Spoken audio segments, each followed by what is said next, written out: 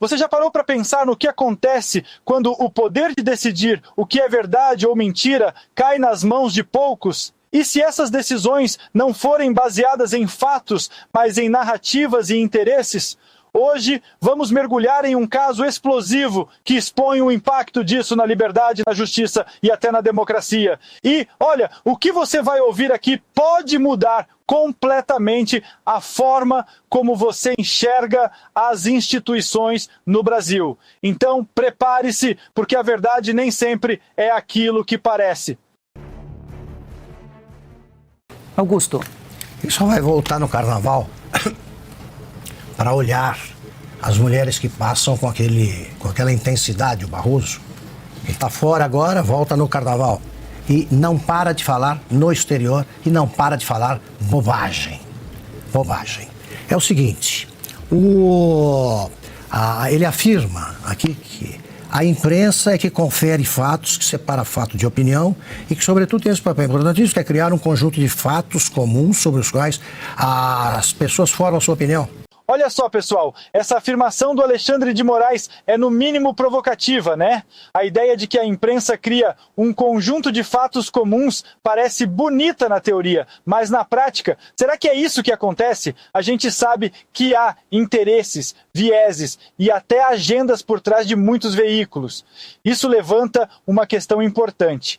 Quem tem o poder de decidir o que é fato e o que é opinião? Escrevam aí o que vocês acham. Tá. Ele está desafiado a apresentar uma mentira publicada pela Oeste. Uma. Publicada pela Oeste ou no site ou na revista. Está desafiado a apontar uma mentira endossada aqui por este programa e pelos demais programas da Oeste. Uma. A equipe encarregada pelo Alexandre de Moraes de verificar, de confirmar que a Oeste endossava fake news, quebrou a cara pela confissão de pela constatação feita por um dos integrantes do grupo de que não adiantava, ele não encontrara nada na Oeste além de fatos, além de material jornalístico. E foi instruído para usar a criatividade e encontrar algum pretexto. Isso aqui é gravíssimo. Você percebe como a narrativa muitas vezes é construída com base em pretextos e não em fatos reais? Quando alguém precisa usar a criatividade para incriminar outro, estamos falando de uma inversão completa do papel da justiça. Isso enfraquece a confiança nas instituições e cria um terreno perigoso para todos. Quem será o próximo? Esse tipo de arbitrariedade não deveria preocupar todo mundo, independente de ideologia? Tá, que incriminasse a revista. Não conseguiu. Nem usando a criatividade. Agora, os jornais... Quem só lê o jornal, e nós vamos mostrar isso no aniversário, no 5º aniversário da Oeste, quem deixou os fatos que não foram divulgados por essa imprensa que, segundo o ministro, se preocupa tanto com a verdade. Por exemplo, nenhum leitor de jornal dessa imprensa velha sabe que existiu um Clesão, que foi preso no 8 de janeiro e morreu na cadeia, apesar das advertências feitas por médicos sobre o estado clínico dele. Esse trecho é revoltante, quando um cidadão preso, já em condições precárias, tem sua saúde ignorada, estamos diante de uma falha terrível do sistema. Cadê a humanidade nessas decisões? Será que é mais importante manter uma imagem de autoridade do que garantir direitos básicos, como a vida? É importante lembrar que esse tipo de situação, infelizmente, não é rara. Qual é o preço que pagamos como sociedade por permitir isso? Não sabe disso. E a gente vai resgatar vários fatos que só chegaram ao conhecimento de quem assina a Oeste ou acompanha esse programa. Aqui entra uma questão que muita gente não considera. Quantos fatos importantes passam despercebidos porque a mídia tradicional escolhe não divulgar? Isso cria um vácuo de informação. E quem ganha com isso? Uma imprensa comprometida deveria ser o primeiro pilar de uma democracia saudável. Mas quando ela se torna seletiva, a verdade passa a ser um luxo. Vocês acham que a solução está na mídia independente ou precisamos de algo maior para resolver esse problema? E vamos mostrar o que a imprensa tradicional não publicou. Não publicou. E de novo ele vai ouvir, depois desse balanço, ele vai ouvir o merecidíssimo. Perdeu, mané. Impedido de viajar aos Estados Unidos por determinação do Supremo Tribunal Federal, o ex-presidente Jair Bolsonaro reuniu aliados na sede nacional do PL em Brasília para assistir à posse de Donald Trump. O passaporte de Bolsonaro foi confiscado por ordem do ministro Alexandre de Moraes em fevereiro do ano passado, durante a operação da Polícia Federal. A defesa do ex-presidente tentou reaver o passaporte em 2 ocasiões. Nas 2, Moraes negou o pedido. Ontem, o senador americano Shane Jett, do estado de Oklahoma, enviou uma carta formal ao ministro Alexandre de Moraes e aos demais integrantes da Suprema Corte Brasileira para solicitar a devolução do documento ao ex-presidente Jair Bolsonaro.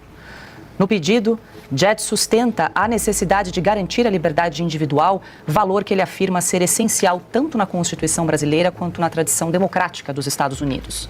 Até o momento, não houve resposta oficial do Supremo Tribunal Federal. Essa falta de resposta é simbólica. Quando o STF ignora uma carta formal, isso passa uma mensagem, não só para quem enviou, mas para o povo como um todo. Afinal, o que está em jogo aqui não é apenas um passaporte, mas o princípio de liberdade individual. Esse tipo de silêncio é um convite para mais desconfiança e divisão. Vocês concordam que o STF deveria ser mais transparente nesses casos? Comentem! Em relação a esse ofício. Ana, eu quero te ouvir aí, se você fez também o Data West, em relação à repercussão da ausência de Jair Bolsonaro na cerimônia de posse, como repercutiu, você tem conversado com algumas pessoas aí em Washington, você que chegou já no sábado, conta pra gente.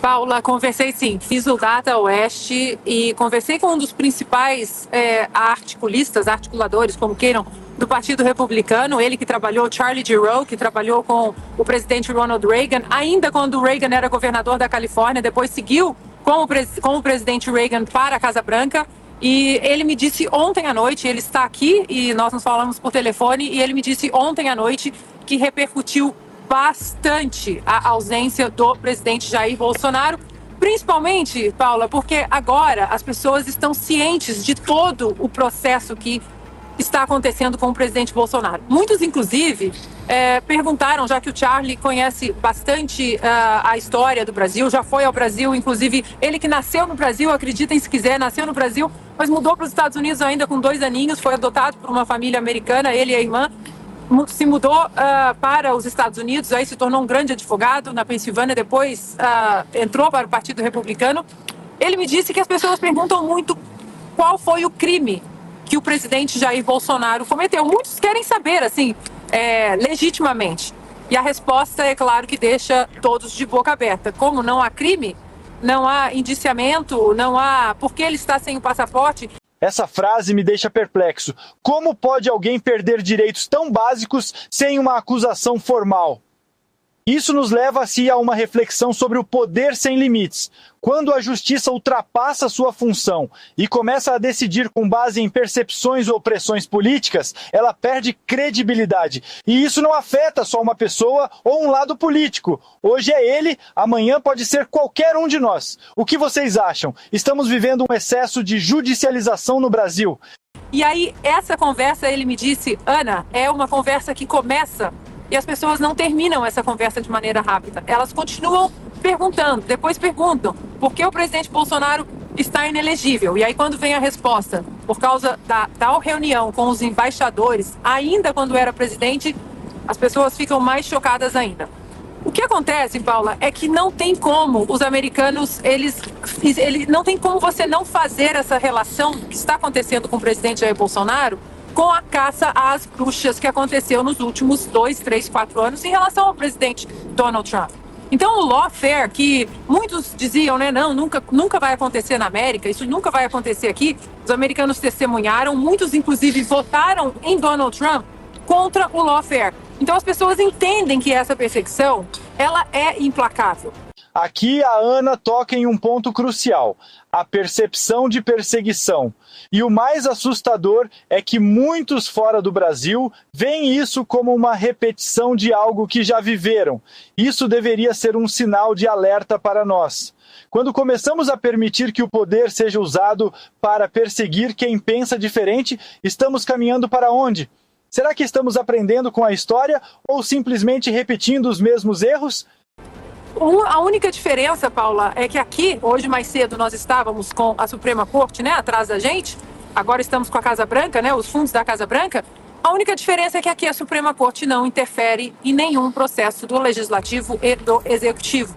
E aí, quando você explica essa questão, como a nossa Suprema Corte é ativista, é política, que está... Essa crítica à Suprema Corte como ativista é algo que divide opiniões, mas vamos ser sinceros. Em uma democracia, o judiciário deveria ser um árbitro, não um jogador. Quando ele interfere em outros poderes, ele ultrapassa seu papel e desequilibra o sistema. Será que estamos confundindo independência dos poderes com interferência? Vocês acham que o judiciário deveria ser mais contido? Escrevam aí. Está interferindo no Legislativo, no Executivo, interferiu no Executivo quando o presidente Bolsonaro ainda estava, né, como presidente do Brasil, aí dá um nó na cabeça das pessoas. Mas muitos deles, Paula, dão a seguinte resposta: Maria Salazar vem aí. Ela vai ser um nome importantíssimo para o Brasil dentro da administração de Donald Trump. Ô, Ana, diga para o Ivan Kleber que eu também quero ouvi-lo sobre esse assunto, por gentileza, que acho que ele não está com ponto, não consegue me ouvir. Mas antes, deixa eu trazer aqui para a nossa audiência, porque a produção reuniu também a repercussão da ausência de Jair Bolsonaro nessa cerimônia de posse de Donald Trump, que ganhou destaque na mídia internacional. O fato repercutiu na imprensa dos Estados Unidos, da Europa e até do Oriente Médio. O jornal americano Wall Street Journal destacou que, apesar de Bolsonaro ser um dos principais aliados de Trump na América Latina e ter recebido um convite para o evento, o ex-presidente foi proibido pela justiça brasileira de deixar o país. Ainda nos Estados Unidos, o The Washington Post foi além e traçou o histórico de embates na justiça entre Bolsonaro e o ministro Alexandre de Moraes. Já o principal jornal do Oriente Médio afirmou que Jair Bolsonaro se considera vítima de perseguição judicial. Eu quero ouvir, então, o Ivan Kleber sobre a ausência de Donald Trump, ele que mora também em Londres, também como é que repercutiu por lá. Enquanto isso, a gente está acompanhando aqui, ó, um olho em Washington, na Ana e no Ivan Kleber, de olho dentro do Capitólio. Donald Trump segue ali participando dessa cerimônia de revista de tropas. Logo mais a gente traz mais atualização. Agora é com vocês aí, Ivan Kleber. Obrigado, Paula. Completando esse giro da mídia, muitos órgãos de imprensa da América Latina também repercutiram isso. E também conversando com pessoas aqui ontem, porque o Brasil é o país líder da América do Sul, pelo menos deveria ser. Então, as pessoas olham para o Brasil e veem o que está acontecendo. Teve uma declaração do Milei também, falando a respeito que o Lula não deixou o presidente Bolsonaro ir, né, a essa posse. Agora eu queria trazer um ponto em relação ao sentimento dos americanos, porque as pessoas pensam, foi o Trump que convidou o Bolsonaro, então, só que a recusa, digamos, a impossibilidade do presidente Bolsonaro vir à posse, muitos americanos estão encarando como uma ofensa, porque foi um convite dos Estados Unidos a um ex-presidente do Brasil. Então, muitos americanos, até pessoas que não votaram, melhor dizendo, em Donald Trump, porque hoje é o dia do país. Política, embora seja a posse de um presidente, em alguns momentos deve ser deixada de lado. Então eu percebi que existe um sentimento do americano, dessa recusa, digamos assim, e de trazer a ofensa para o sentido pessoal, para o lado pessoal da coisa, não é? Então eu observei muito essa repercussão na América Latina. A gente já tem outras questões também, que não é o caso aqui, mas da pressão que está acontecendo em cima do presidente Lula para que ele responda às declarações do Maduro, feitas semana passada, que as Forças Armadas brasileiras vão ajudar a libertar Porto Rico. Até agora, pelo menos que eu tenha visto, a gente não teve essa resposta. E nesse sentido também entra essa questão, então, da impossibilidade do presidente Bolsonaro vir aqui para a posse. Eu ressalto muito essa questão que muitos americanos se sentiram, afinal de contas, é a posse do nosso presidente, por que ele não pode vir, né? Teve muito essa questão também. Depois de tudo isso, fica a pergunta: até onde estamos dispostos a permitir que as instituições ultrapassem seus limites em nome de verdades que nem sempre são claras? O que vimos aqui hoje não é só sobre uma pessoa ou um lado político, é sobre o futuro da nossa liberdade e da nossa democracia. É hora de refletirmos profundamente e cobrarmos transparência, responsabilidade e justiça de quem ocupa essas posições de poder. E eu quero saber de você, o que mais chamou sua atenção nessa história? Deixe seu comentário e compartilhe esse vídeo para que mais pessoas possam entrar nesse debate tão importante.